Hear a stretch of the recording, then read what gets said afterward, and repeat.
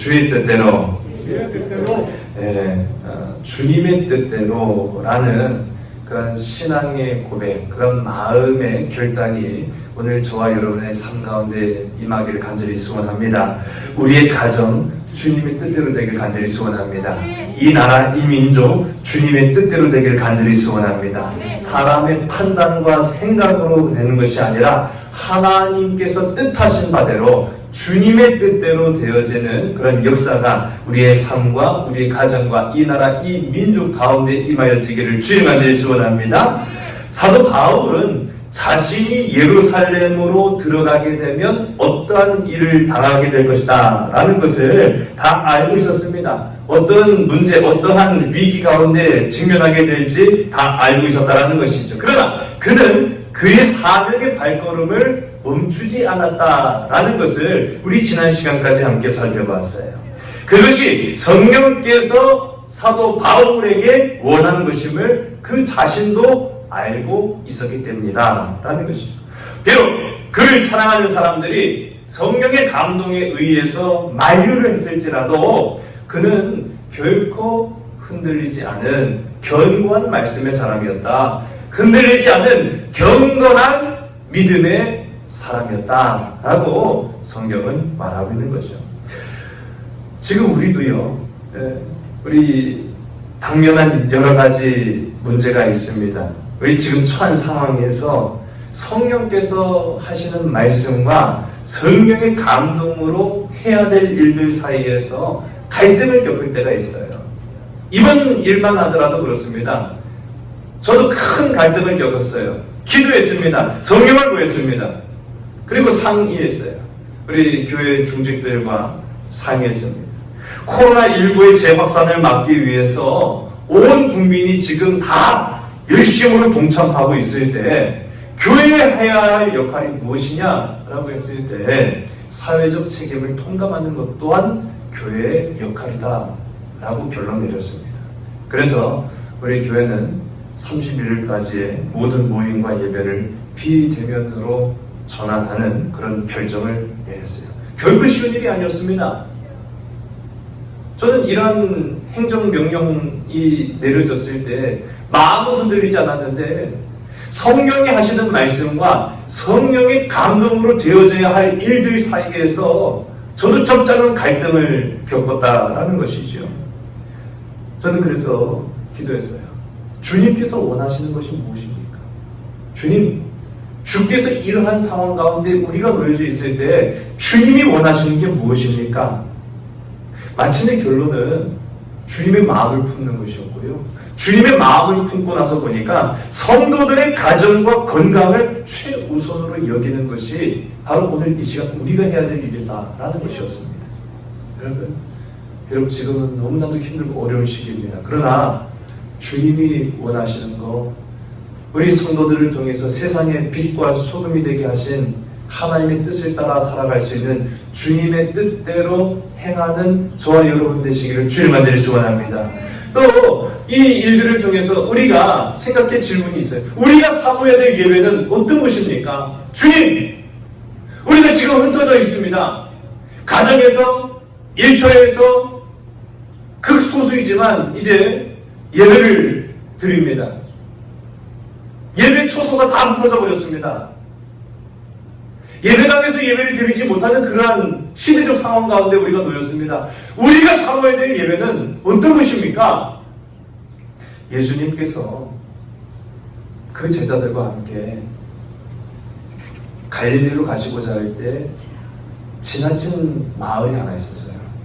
거기가 바로 사마리아라는 마을이었습니다. 이 사마리아 마을에 도착했을 때 모든 이들이 다 지쳤어요. 걸어 다녔기 때문에 힘들었죠. 거기에서 이제 사마리아 지역을 지나가시다가 잠시 머무른 자리가 바로 야곱의 우물 곁이었습니다. 이 야곱의 우물 곁에 머물렀을 때 모두가 다 공통적으로 한 가지 피곤하였고 시장하였다. 그 성경을 보게 되면 제자들은 주님이 이제 잠깐 우물터에 앉아 계실 때 먹을 것을 구하러 마을로 내려갔어요. 근데 그 마을로 내려간 사이 한 여인이 물동이를 이고 물을 길러 그 우물가로 찾아오게 됩니다. 주님은 그냥 우연찮게 스쳐 지나간 사마리아가 아니라 그 여인을 만나고자 하는 하나님의 놀라운 계획하심으로 그 자리에 머물러 서서 그를 맞이하여 주시는 줄 믿으시기 바랍니다. 어쩌면 우리가 뜻하지 않은 상황 속에서도 하나님 이미 계획하시고 예비하셔서 이러한 모든 어려움 속에서도 날 만나주시고 날 만져주시는 놀라운 계획이 있음을 고백하는 여러분 되시기 바랍니다. 그래서 주님과 만난 이 여인이 예수님을 그때까지만 하더라도 그저 선생님, 랍비 또는 성경 가운데 기록되기를 선지자 정도로 여겼습니다. 그래서 선지자 정도면 어느 정도 답을 줄 것이다 라고 판단하고 예수님께 물어요. 당신들은 여기서 말하는 당신이라는 것은 유대인을 말하는 거예요. 아니 당신들이나 나나 이 여인이나 이 예수님이나 다 똑같은 이스라엘 사람 아니에요? 아니었어요. 지역 감정이 엄청난 이 사마리아에서 사마리아 사람들은 완전히 유대인들은 우리와 같지 않다라고 판단했습니다. 그래서 이 말씀에도 보면 당신들은 예배를 예루살렘에서만 드려야 된다라고 말하는데 우리 사마리아 사람들은 또 이 산 그리심산을 의미한다고 합니다. 이 그리심산에서 예배를 드려야 한다고 말합니다. 아니 도대체 누구 말이 맞습니까? 거기서 예배를 드리는 것이 맞습니까? 여기서 예배를 드리는 것이 맞습니까? 라고 질문하는 장면이 나타나요. 이 예배 참된 처소가 어디냐는 이 여인의 물음에 우리 주님이 답하십니다. 우리 21절의 말씀이죠. 함께 있습니다. 시작. 예수께서 이르시되 여자여 내 말을 믿으라. 이 산에서도 말고 예루살렘에서도 말고 너희가 아버지께 예배할 때가 이르리라. 아멘. 이 산도 아니다. 그렇다고 한다면 저 예루살렘이냐? 아니다. 그 예루살렘도 아니다. 마침내는 너희가 하나님 아버지 앞에 예배할 때가 올 것이다. 아니 무슨 말이에요? 약간 뚝단지 같은 얘기 같잖아요. 그럼 거기도 아니고 여기도 아니고 마침내는 예배를 드릴 때가 오게 될 것이라는 거예요. 그러면서 우리 주님이 23절에 이어서 이렇게 말씀하십니다. 함께 있으면 시작. 아버지께 참되게 예배하는 자들은 영과 진리로 예배할 때가 오나니 곧 이때라. 아버지께서는 자기에게 이렇게 예배하는 자들을 찾으시느니라. 아멘. 마침내는 우리가 단순히 장소에 따라서 은혜를 받는 건 사실은 아니에요. 그런데 마침내는 진짜 하나님이 원하시는 예배가 무엇이냐라고 했을 때는 갈급한 예배라는 겁니다. 참된 예배는 영과 진리로 예배하는 것이다라는 거예요. 그래서 그 때가 올 것이다 라고 우리 주님이 말씀하셨어요. 그때가 바로 지금이지 않을까라는 생각을 해봅니다. 우리 예배 처소가 지금 다 흩어졌어요. 영상 예배로 또는 가정 예배로 우리 직장과 일터에서 예배를 꼭 드릴 수도 있어요. 그러나 갈급한 예배를 받으시는 하나님, 진짜 영과 진리로 예배하는 자들을 기쁨으로 받으시는 오늘 그래서 그 참된 예배자가 되시는 복된 저와 여러분 우리 모두가 다 되기를 주의 만들이 소원합니다. 실제로 역사 가운데 보면은 이제 AD 70년경에 우리 화면을 보시면은 지금 여기가 성전이에요. 성전에 사람들이 막 있는데 이 그림을 가만히 보면은요, 성전이 파괴돼서 불이 나고 있고 연기가 나고 있고요, 번제단에 사람들이 막 떨어져서 죽고 있고요, 그 아래 보면은 사람들이 죽이고 있는 그런 장면이 나와요. 로마의 티투스 황제가 AD 70년경에 예루살렘 성을 완전히 함락시키는 과정 속에서 성전은 회파됩니다. 파괴됩니다. 완전히 무너져 버립니다. 이 그림을 조금 더 크게 확대한 그 밑에 있는 사진 보면은 우리 그림 끝자락에 7촛대를 들고 가는 장면이 나오죠. 성물이 다 빼앗기고 탈취되는 그런 비참한 상황이 벌어지게 되더라 하는 것입니다. 이 이후로요, 성전은 다시 복원되지 않았어요. 성전은 파괴되고 없어져 버렸습니다. 단 한 번도 이스라엘은 성전에서 이 이후로 예배를 드리지 못했어요. 그러나 초대교회는 불과 같은 시험을 당했습니다. 말할 수 없는 핍박을 겪었습니다. 그들은 예루살렘에 머물 수 없었습니다. 잡히면 다 죽임을 당했습니다. 뿔뿔이 흩어졌습니다. 그러나 흩어진 자리마다 가정에서, 직장에서, 일터에서, 바다에서, 산에서, 들에서 그들은 예배를 드렸어요. 가는 곳마다 예배를 사모하는 자들이 되었습니다. 참된 예배를 드리는 자들이 되었습니다. 영과 진리로 예배하는 자들이 되었습니다. 오늘 이 시대에 저와 여러분 우리 모두가 이 초대교회의 역사가 다시 재현되는, 그래서 코로나가 재발하는 것이 아니라 우리 뜨거운 영이 하나님의 마음을 감동시켜서 가정에서, 직장에서, 일터에서 그저는 예배를 일주일에 한 번 정도만 드리는 것으로, 그저는 예배를 잠깐 머물렀다가 가는 정도로만 여겼던 우리의 마음이라고 한다면 이제는 정말로 사모하는, 예배가 정말로 우리의 삶의 기쁨이 되고, 예배가 정말로 우리 붙잡아야 될 생명주님을 기억하는 우리 복된 저와 여러분들에게 주의를 만들어 주시면, 초대교회의 역사는요 이렇게 일어났습니다. 성령께서 모여서 예배를 드리는 그곳에 감격과 역사를 일으켜 주셨습니다. 여러분, 성령의 뜻은 멈추지 않고 흔들리지 않고 예수 그리스도의 마음을 향해서 삶의 자리에서 예배함으로 더욱 사랑하며 더욱 이해하며 더욱 품어주는 바로 그것이 진정한 예배다라고 말하고 있어요. 사도 바울이 그런 믿음으로 예루살렘을 향해서 나아갑니다. 오늘 우리도 그런 마음과 흔들리지 않는 경건한 결단으로 이 세상에서 참된 그리스도인으로 예수님의 제자로 올바로 서는 저와 여러분들에게 주의를 만들 수만 합니다. 이제 오늘 말씀 우리 본문으로 들어갈 텐데요. 우리 7절과 8절의 말씀입니다. 우리 함께 읽습니다. 시작. 두로를 떠나 항해를 다 마치고 돌레마에 이르러 형제들에게 안부를 묻고 그들과 함께 하루를 있다가 이튿날 떠나 가이사랴에 이르러 7 집사 중 하나인 전도자 빌립의 집에 들어가서 머무르니라. 아멘. 우리 이 말씀을 보게 되면 이제 사도 바울이 두로에서, 이전의 말씀을 보면은 밀레도에서 에베소 사람들에게 작별 인사를 하고 또 배를 타고 두로로 건너와서 두로에서도 그 따르는 제자들에게 작별 인사를 마치고, 그리고 오늘 성경 가운데 보면은 돌레마이를 거쳐서 가이사랴에 도착했다. 그러니까 거쳐서 이제 목적지인 예루살렘으로 지금 가고 있는 거예요. 돌레마이에서 가이사랴까지를 대략 육지에서 이제 직선거리로 보면은 50에서 60km라고 합니다. 50에서 60km를 하루 만에 어떻게 갈 수 있느냐? 못 가지요. 아마 배를 타고 건너갔을 거다. 그렇게 이제 학자들이 말하고 있습니다. 그래서 그곳에서 우리가 이전에 7 집사 중에 하나였던 집사 빌립의 집을 찾아가 거기에 머물게 됩니다. 이 집사 빌립이 머물고 있는 이 가이사랴라는 마을을 보게 되면은요, 이 가이사랴는 헤롯 왕이 로마 황제를 위해서 지은 도시예요. 이거 잘 보이려고 한마디로 말하면 아유 잘 좀 봐주세요 하고 만든 도시가 바로 이 가이사랴라는 도시인데, 이 왕의 이름을 따서 만든 겁니다. 그 로마 왕의 이름을 따서 만든 카이사르라는 이름을 따서 만든 이 가이사랴.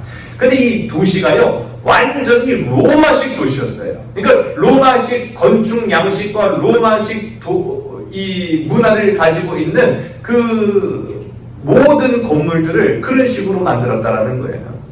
그 이유가 있습니다. 이 로마 군인들이요 퇴역하면 로마 군인들에게 주는 연금 같은 게 있을 거 아니에요. 그런데 이 퇴역군들한테 물론 돈도 주겠지만은 오랫동안 적어도 20년에서 30년을 복무를 합니다. 그러니까 직업군인으로 그렇게 되는 거죠. 20년에서 30년을 복무하면 집도 주고 땅도 주고 연금도 줘야 되는데, 이게 로마라는 제한된 공간에서 다 줄 수가 없어요. 그러니까 그들이 정복하고 있는 땅 여기저기에서 약속을 하는 거예요.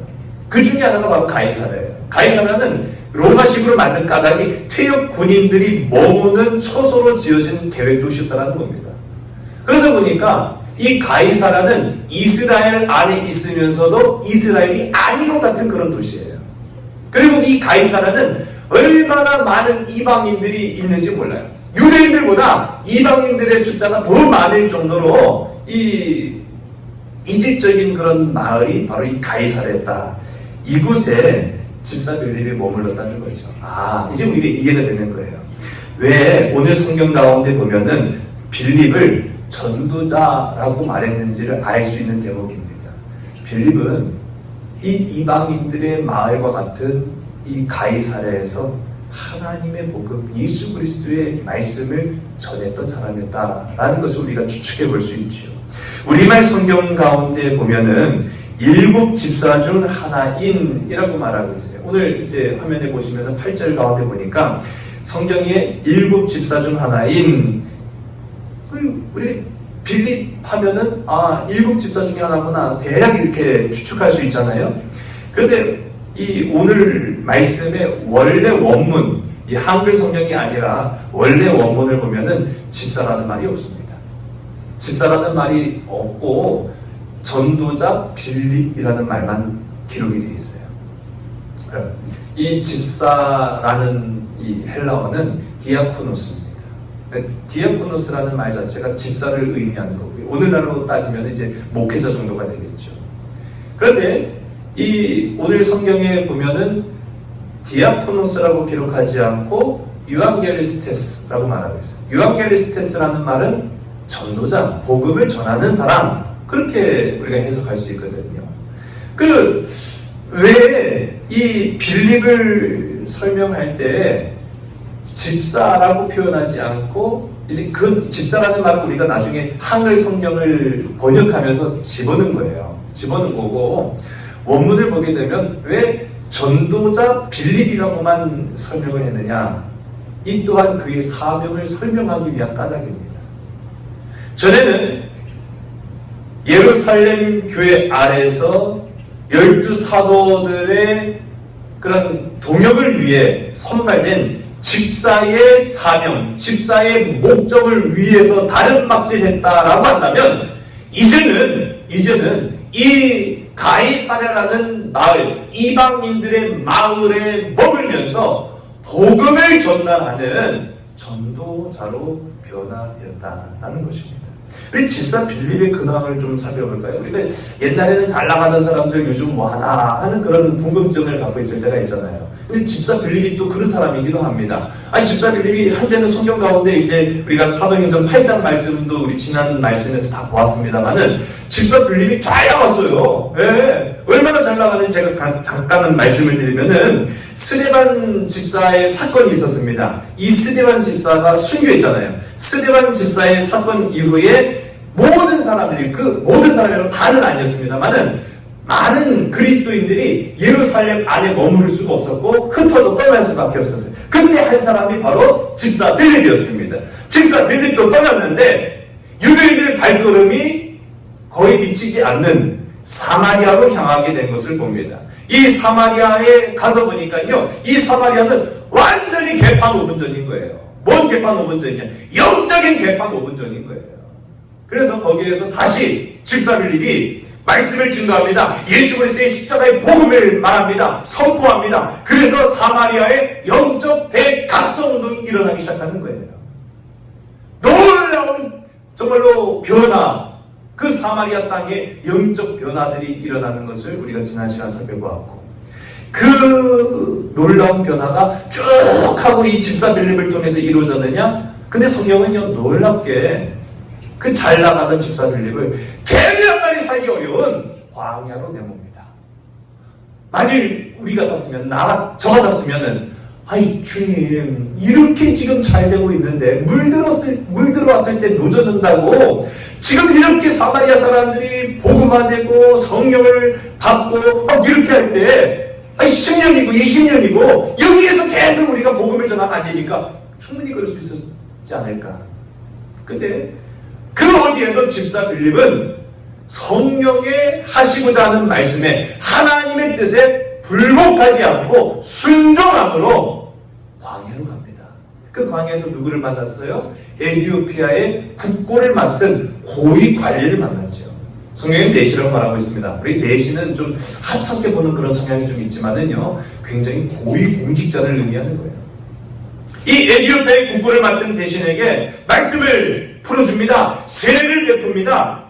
그 역사가 이제 사도행전 8장에 계속 쭉 기록이 되죠. 그 역사를 이루고 난 이후에 우리 사도행전 8장 39절의 말씀을 보니까 이런 대목이 나와 있어요. 우리 화면을 함께 볼까요? 시작. 주의 영이 이 빌립을 이끌어 간지라. 아멘. 주의 영이 빌립을 이끌고 간 거예요. 기회를 잡아야 되는 거잖아요. 우린 기회를 잡으려고 애를 쓰고 노력합니다. 그렇게 광야까지 내몰렸으면 거기에서 어떻게 만난 기회인데, 어떻게 얻어진 기회인데 이 에티오피아의 국고를 맡은 고위공직자를 놓칠 수 있겠어요? 우리는 끈을 붙잡으려고 하잖아요. 세상년이 어떻게든 막다으려고 애를 쓰잖아요. 그렇다고 한다면, 아니 당신 에티오피아로 갈 때 나를 좀 데려가시오, 그렇게 할 수도 충분히 있지 않겠습니까? 근데 성경을 보니까 주의 영이 이 사명을 다 감당한 빌립을 이끌고 또 갔다는 거예요. 또 다른 곳으로 이동했다는 것을 말하는 것이죠. 그렇게 해서 가는 것이 오늘 본문에 말하는 가이사랴라는 지역으로 이동을 합니다. 그래서 이 가이사랴에 정착해 살면서 이방인 전도 사역에 자신의 평생을 바친 삶을 산 사람이 바로 집사 빌립이었다라고 말하고 있어요. 오늘 성경 가운데 보면은 집사 빌립 인간적으로 잘 나갈 수 있는 사람이었습니다. 그러나 집사 빌립 또한 마찬가지로 주의 영이 이끄시는 대로, 주의 뜻이 임하는 대로 순종하며 따르는 복된 하나님의 자녀였다라고 성경은 말하고 있어요. 오늘 본문 9절의 말씀입니다. 우리 9절의 말씀 함께 읽겠습니다. 시작. 그에게 딸 넷이 있으니 처녀로 예언하는 자라. 아멘. 이 빌립에게 네 딸이 있었는데 처녀다라고 말하는 것은요, 보통 처녀라고 표현하는 나이가 16세까지를 말합니다. 그러니까 어린 아이, 여자 아이들 정도로 우리가 이해하면 되고요. 그때 당시에는 이 16세 정도면 이제 거의 성인으로 대우하는 정도가 돼요. 이 어린 네 딸들이 예언하는 사람들이었다. 그러니까 하나님의 말씀을 예언하고 그 아버지 빌립은 복음을 전하는 그런 믿음의 가족이었다라는 것을 이제 성경은 말하고 있어요. 추측컨대 이 집사 빌립의 집에서 머물면서 바울에게도 예언을 했을까요? 안 했을까요? 했다는 거죠. 했을 거라는 거예요. 그래서 이전에 많은 믿음의 사람들이 성경을 받거나 성령의 감동에 의해서 앞으로 이루어지게 될 이 사도 바울의 미래, 그래서 안타까워하고 눈물을 흘리고 만류하기도 하고 그랬다라는 것이죠. 흥미로운 것은요, 자, 바울이 집사 빌립을 잘 알았기 때문에 방문했을까요? 일면식도 없었을까요? 성경을 우리 잘 보자고요. 성경 보면은 그 어디에도 이전에 집사 빌립과 사도 바울 이 두 사람 아는 사이 아니었습니다. 모르는 사이였어요. 모르는 사이였다는 거죠.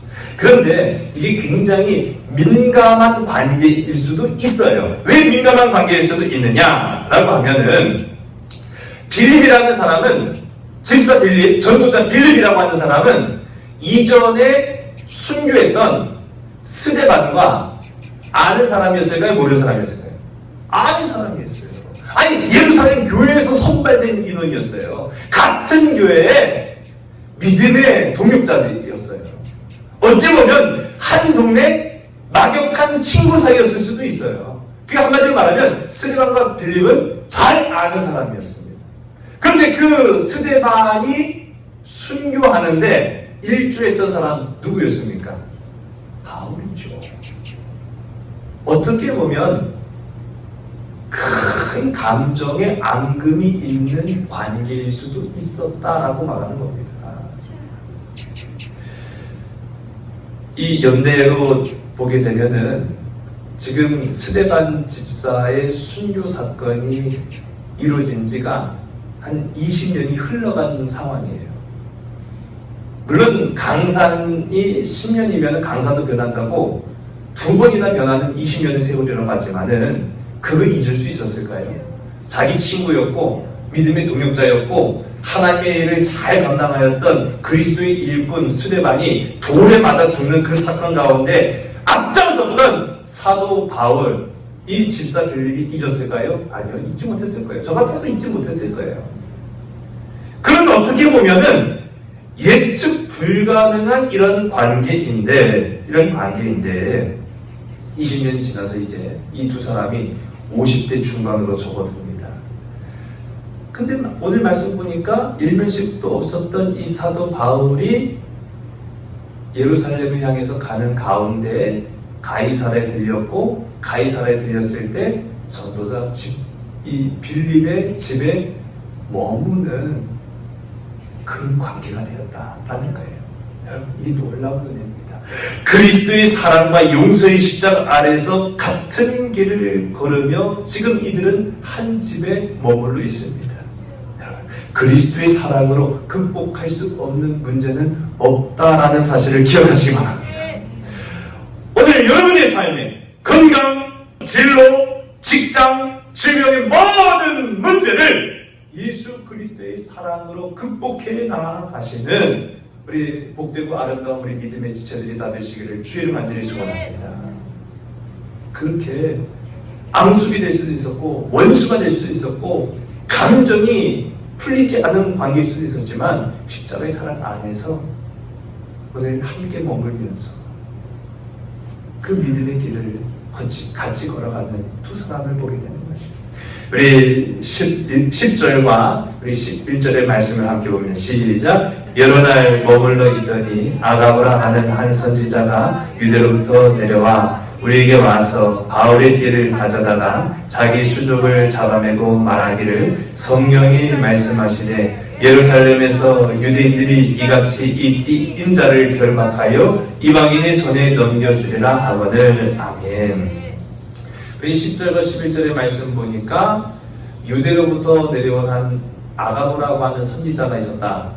유대 어디로부터 내려왔느냐라고 하면 예루살렘에서 온 사람이에요. 그 예루살렘의 사정을, 예루살렘의 소식을 가장 최근까지 잘 알고 있는 사람이 지금 온 거예요. 그 가장 최근까지 잘 알고 있는 사람이 또 누구냐? 선지자라는 거예요. 예언자라는 거예요.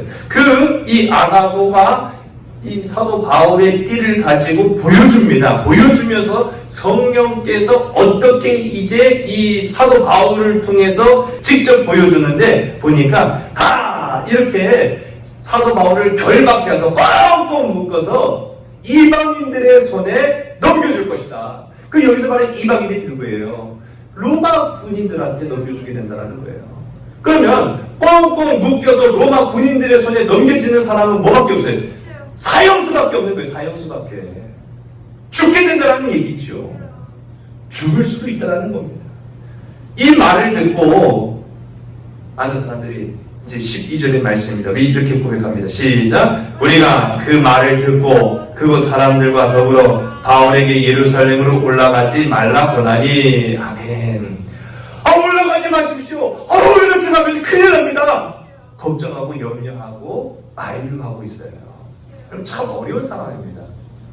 이 결정을 해야 되는 이 바울의 입장에서 지금 바울 자신은 성령께서 가라고 말씀하시니까 가야 되는데 또 성령의 감동을 받은 사람들은 가지 말라고 지금 뜯어 말리고 있는 상황이니까 굉장히 어려운 그런 상황이 맞아요.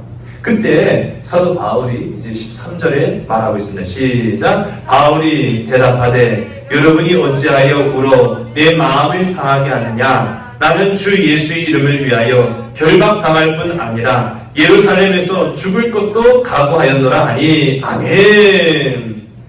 여러분 울지 마세요. 여러분이 울면 제 마음이 아픕니다. 그러나 여러분 저는 결정했습니다. 저는 예루살렘으로 갈 겁니다. 그곳에서 가면 고통도 제가 압니다. 그것이 저도 두렵습니다. 그곳에서 저는 죽을지도 모릅니다. 그러나 죽을 것까지도 저는 각오합니다.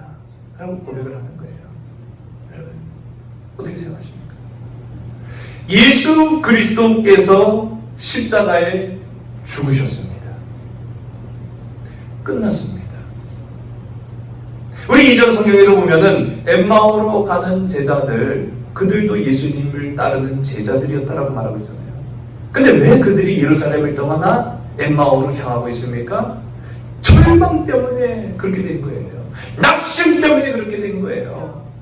무엇이 그들을 낙심하게 만들었습니까? 예수님이 십자가에 달려 돌아가셨다? 끝났다. 끝이다. 예수님이 죽으셨다? 끝났다. 끝이다. 여러분, 제자들이 스승을 잃게 되면 제자가 아닌 거잖아요. 그들의 스승을 잃어버렸는데 어떻게 그들이 제자라고 말할 수 있겠습니까? 지금 예수님의 제자들은 그들의 삶의 참된 스승이요 대제사장이신 예수님을 십자가에서 잃었어요. 끝났어요. 끝장났어요. 또 유대인들을 보세요. 제가 앞서도 말씀드린 것처럼 여기서 예배드려야 됩니까? 예루살렘에서 예배드려야 됩니까? 무슨 말이 맞습니까? 우리 주님은 말씀하시길 아니다. 여기서도 아니고 예루살렘도 아니다. 언젠가는 맞춤의 너희들이 영과 진리로 참된 예배할 그 땅이 올 것이다. 그리고 나서 예루살렘 성이 파괴됐어요. 여러분, 영원한 성전을 잃어버린 거예요. 여러분, 유대인들은 영원한 성전, 이스라엘은 성전이 하나밖에 없습니다. 그 영원한 성전을 잃어버렸습니다. 성전이 파괴된과 동시에 사두개인이 사라져버렸어요. 사두개인이라는 사람들이 역사 속에서 안개처럼 사라졌어요. 왜 그랬을까요? 사두개인들은요, 성전이 자신들의 전부라고 여겼던 사람들이에요. 성전을 자신의 전부라고 여겼던 이 사두개인들이 성전이 파괴되니까 자기들도 없어져 버렸어요. 근데 놀라운 사실은 예수가 죽었을 때 그 제자들이 없어져 버렸습니까? 교회가 파괴되었을 때 교회가 사라져 버렸습니까? 초대교회는 그러지 않았어요. 예수가 죽었으나 예수 그리스도의 제자들은 가는 곳마다 예수님의 제자가 되라, 성령을 받아라, 말씀 가운데 뿌리내라, 주님의 참된 예배자가 되라 증거하였습니다. 성전이 파괴되었을 때 사두개인들은 역사 속에서 흩어져 없어졌지만 예수님이 십자가에 달려 돌아가셨을 때 그것이 끝이라고 여긴 것이 아니라 그리스도인들에게는 새로운 복음의 역사의 시작이었다는 사실을 말하고 있습니다. 우리 14절의 말씀을 우리 함께 봅니다. 시작. 그가 고난을 받지 아니함으로 우리가 주의 뜻대로 이루어지이다 하고 그쳤노라. 아멘. 사도 바울을 그렇게 말려도요, 사도 바울의 뜻은 정해졌어요. 그건 굽혀질 수 있는 것이 아니었어요. 그래서 그 사도 바울을 말렸던 사람들이 아유 그래요, 그러면 주의 뜻대로 되기를 원합니다. 주님의 뜻대로 되기.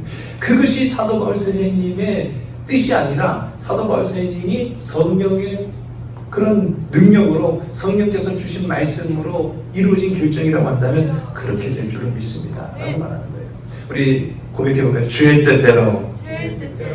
우리 한번 헬라어로 고백해볼까요? 퀴리오스 델레마. 퀴리오스 델레마. 주님의 뜻대로 되기를 원합니다. 여러분, 이슬람 종교에서 하는 인사말이 하나 있어요. 이슬람 종교에서 인샬라라고 하는 말을 인사말로 많이 듣습니다. 근데 여기서 그들이 인샬라라고 하는 말의 뜻은요, 그들이 믿는 알라의 뜻대로, 신의 뜻대로라는 표현이에요. 어떻게 보면은 모든 삶의 행동과 결정과 행위를 내가 그렇게 한 게 아니라 내가 믿는 나의 신이 그렇게 결정했다라고 고백을 하는 거예요. 인샬라. 그런데 이게 굉장히 왜곡된 표현으로 많이 씁니다. 그 보통 이 중동 국가에서 이슬람 사람들 보면은 약속을 잘 안 지킨대요. 10시 약속이라고 하면은 12시에 오는 건 예사라고 합니다. 그럼 기다리는 사람 입장에서 어때요? 아니 10시 약속을 했으면 10시에 와야 될 거 아니에요. 그런데 2시간, 3시간이 지나도록 안 해요. 약속을 잊어버렸나? 그 연락이 오면 또 온대요. 다 왔다는 거예요. 그럼 보면은 아니 기다리던 사람은 기가 막혀 갖고 있는데 이 온 사람은 인샬라, 이 신의 뜻이라는 거예요. 이게 신의 뜻이라는 거예요. 내가 늦었지만 이게 인샬라라는 거예요. 인샬라. 그럼 되는 것이지 신의 뜻이 아니에요. 여러분, 주님의 뜻을 우리가 마치 이렇게 귀에 걸면 귀걸이, 코에 걸면 코걸이처럼 쓰는 것이 아니라, 오늘 말씀을 보세요. 사도 바울은 성령께서 자기를 이끄시는 것이 불의 시험대인 것을 알았어요. 핍박과 죽음이 나를 기다린다는 것을 알았어요. 그리고 그 사실을 안 많은 믿음의 지체들이 만류하고 있던 것도 알았어요. 그러나 하나님의 뜻대로 되기를 나는 원합니다. 그 고백을 했을 때 그 주위에 있었던 많은 사람들이 그리스도라. 네, 맞습니다. 그것이 주님의 뜻입니다. 그것이 주님의 뜻입니다. 그것이 주님의 뜻대로 된 것을 나도 고백합니다. 라고 말합니다. 나의 생각, 나의 판단, 나의 마음을 내려놓고 하나님의 마음을 품고 예수의 사랑으로 성령의 뒤를 따라 살아가는 것, 그것이 바로 주의 뜻이다라는 사실입니다. 친구 목사 설교를 잠깐 들었는데, 간증 설교를 하는 간증 집회에 가서 설교하는 부분에서 감동을 받았어요. 그 목사님이 자기가 너무 힘들고 어렵고 낙심되고 갈급할 때 기도하면서 찬송을 부르는데 찬송가 370장의 은혜를 자기에게 주더라는 거예요. 우리 말씀을 마치고 우리 찬송 부르게 될 텐데, 이 찬송가 370장의 찬송의 가사를 보니까 주 안에 있는 나에게 딴끝이 있으랴 십자가 밑에 나아가 내 짐을 풀겠습니다. 여러분, 우리에게 근심이 있습니까? 염려가 있습니까? 걱정이 있습니까? 근데 그 근심보다는 어떻게 하고 있습니까? 내가 끌어안고 지금 살아가고 있는 거예요. 근데 그리스도인이라고 한다면, 주님의 뜻을 따라 살아가는 사람이라고 한다면, 말씀 앞에 순종하는 자라고 한다면 십자가 앞에 나아가시기 바랍니다. 그리고 그 십자가 앞에 그 내 인생이라는 근심이라는 걱정이라는 염려를 푸는 자가 되어야 된다라고 말합니다. 그렇게 되면은 고백하기를 주님을 찬송하면서 내 앞길 멀고 험할지라도 나 주님만 따라가겠습니다라고 고백하는 거예요. 여러분, 주님 앞에 여러분의 인생과 여러분의 삶의 문제를 내려놓고 고백하시기 바랍니다. 그럼 어떻게 되느냐? 인생길이 아주 짧고 간편하고 아주 행복할까요? 물론 행복한 것은 제가 보장합니다. 그러나 내가 하나님 앞에 나아가서 순종함으로 십자가 앞에 내 모든 근심과 염려를 다 내려놓았다고 내 앞길의 인생이 결코 순탄하지 않을 수도 있어요. 그런데 이 찬송을 보니까 그렇게 고백을 했어요. 그런데 어떻게 해요? 내 앞길을 멀고 험해도 여전히 멀고 험한 길이에요. 그런데 그의 고백이 달라지죠. 나 주님만 따라가겠습니다. 나 주님만 따라가겠습니다. 우리 2절의 가사는 더 은혜가 돼요.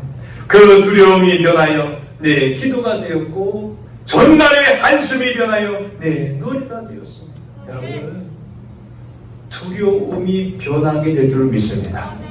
질병이라는 근심이라는 또 금전적인 문제라는 진로라는 직장과 일터와 우리의 모든 삶의 문제, 여러분, 그 두려움이 변하여 기도가 되는 여러분 되시길 간절히 소원합니다. 제가 지난주에 숙회 예배 드리면서 한나의 기도에 관한 말씀을 함께 삼았는데 저도 은혜가 됐어요. 한나는 성전에 가서 자기에게 자신 없음을 애통해하면서 눈물을 흘리고 소리질러 고백하며 기도했어요. 마치면은 목소리가 다 쉬어가지고 소리가 나지 않는 거예요. 입은 뻥긋뻥긋거리는데 목소리가 나지 않는 거예요. 그런데 보니까요, 가만히 보니까요, 주인께 보니까요, 여러분 보세요. 어떤 사람은 고통 속에 눈물만 흘리는 사람이 있어요. 두려움 가운데 절망만 하는 사람이 있어요. 두려움과 절망이 그 인생을 사로잡아 어떻게 됩니까? 아무것도 할 수 없는 거예요. 일이 손에 안 잡힌다고 말하잖아요. 고통과 근심과 걱정과 염려가 그 사람을 콱 붙들고 있으면은요, 두려움과 염려와 걱정으로 일이 손에 잡히지 않는 거예요. 눈물만 흘리고 있는 거예요. 근데 한나는 어떻게 했느냐 보니까 그 고통 속에, 그 눈물 속에 기도하고 있더라고 말하고 있어요. 여러분, 저와 여러분의 그 두려움이 변하여 기도가 되기를 간절히 소원합니다. 전날의 한숨이 변하여 찬양이 된 여러분 되시기 바랍니다. 한숨만 짓지 마요. 이 시대에 이 어려운 상황 속에 찬양을 할 수 있는, 우리 지난주에도 우리가 좋은 가수는 될 수 없어도 좋은 찬양의 일꾼은 될 수 있다고 말씀드렸어요. 좋은 연기자는 될 수 없어도 좋은 그리스도인은 될 수 있다고 제가 말씀을 드렸어요. 그것이 오늘 저와 여러분 우리 모두의 고백이 되길 간절히 소원합니다. 이제 한 주일 또 살아가면서 또 어떻게 보면은 비대면으로 우리가 이제 주일 예배, 수요 예배를 사모하는 가운데에 여러분의 삶의 처소에서 십자가의 사랑으로 행하는 여러분 되시기 바랍니다. 금요일의 마음으로 기도할 수 있는 여러분 되시기 바랍니다. 근심과 걱정과 염려를 다 주 앞에 내려놓는 여러분 되시기 바랍니다. 그래서 세상이 지금 얼마나 교회와 기독교인들을 그냥 마귀 새끼 바라보고 있잖아요. 그런 가운데 여러분 끝까지 세상과 나는 가고는 오직 구속하신 주님만 의지하며 나아가 있습니다. 빛과 소금이 다주시는 우리 모든 믿음의 지체들 다주시기를 주의 이름 간절히 소원합니다. 기도하시겠습니다. 아버지 하나님, 우리를 하나님의 백성, 하나님의 자녀 삼으셔서 오늘도 이렇게 귀하고 복되고 아름다운 날을 구별하여 참된 예배자로 세워주시니 참 감사합니다.